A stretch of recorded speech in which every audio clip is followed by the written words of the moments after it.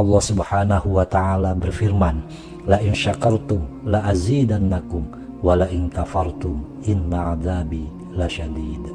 Sesungguhnya jika kamu bersyukur, pasti kami akan tambah nikmat kepadamu, dan jika kamu mengingkari nikmatku, sungguh azabku sangatlah pedih. Quran Surat Ibrahim ayat ke-7. Mensyukuri nikmat Allah Subhanahu wa taala meliputi beberapa perkara.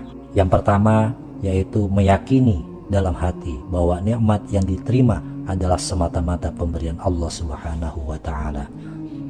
Seperti inilah sikap seorang mukmin. Dia tidak menisbahkan nikmat kepada kekuatan, kepintaran, keberanian pada dirinya sendiri. Tatkala singgasana Ratu Saba bisa didatangkan di hadapan Nabi Sulaiman alaihissalam dalam tempo sekejap, beliau berkata, "Hadza min fadli Rabbi liyabluwani aashkuru am akfur." Ini termasuk karunia Tuhanku untuk mengujiku, apakah aku termasuk hamba yang bersyukur atau mengingkari akan kenikmatan tersebut. Nabi Sulaiman alaihissalam tidak terpedaya atau menyombongkan kerajaan, kekuasaan dan juga kemampuannya. Nabi Sulaiman alaihissalam tahu bahwa ini adalah ujian dari Tuhannya, sehingga menjadikan dirinya bersyukur atas nikmat yang diberikan Allah Subhanahu wa taala. Coba bandingkan dengan sikap dan ucapan Qarun yang menyombongkan kemampuannya. Allah Subhanahu wa taala mengkisahkan dalam sebuah ayat dalam Al-Qur'an pada surat Al-Qasas ayat 78. Qarun berkata, "Innama utituhu ala ilmin 'indi."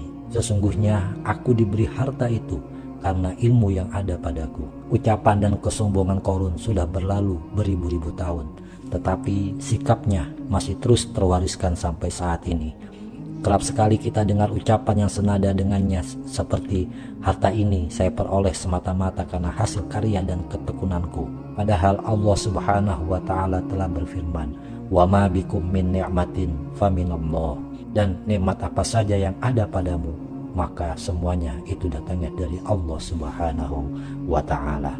Langkah yang kedua, ketika kita bersyukur kepada Allah Subhanahu wa taala, kita senantiasa mengucapkan alhamdulillahirabbil alamin, bahwa semua ini adalah karunia dari Allah Subhanahu wa taala. Langkah yang ketiga, ketika kita mensyukuri nikmat dari Allah Subhanahu wa taala, yaitu menggunakan nikmat tersebut untuk menambah ketaatan kita kepada Allah Subhanahu wa taala, bukan untuk kemaksiatan.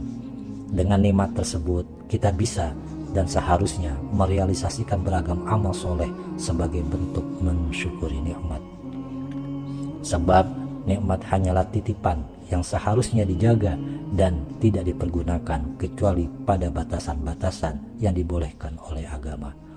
Apabila kita perhatikan perjalanan hidup para kekasih Allah Subhanahu wa taala, baik dari kalangan nabi maupun orang-orang soleh, niscaya kita dapati mereka adalah teladan dalam mensyukuri nikmat dengan merealisasikannya dalam berbagai amal kesolehan.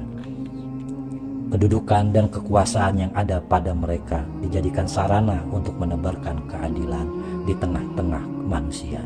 Harta yang mereka peroleh dibelanjakan pada pos-pos kebaikan serta untuk penyokong kemuliaan Islam dan juga kaum muslimin.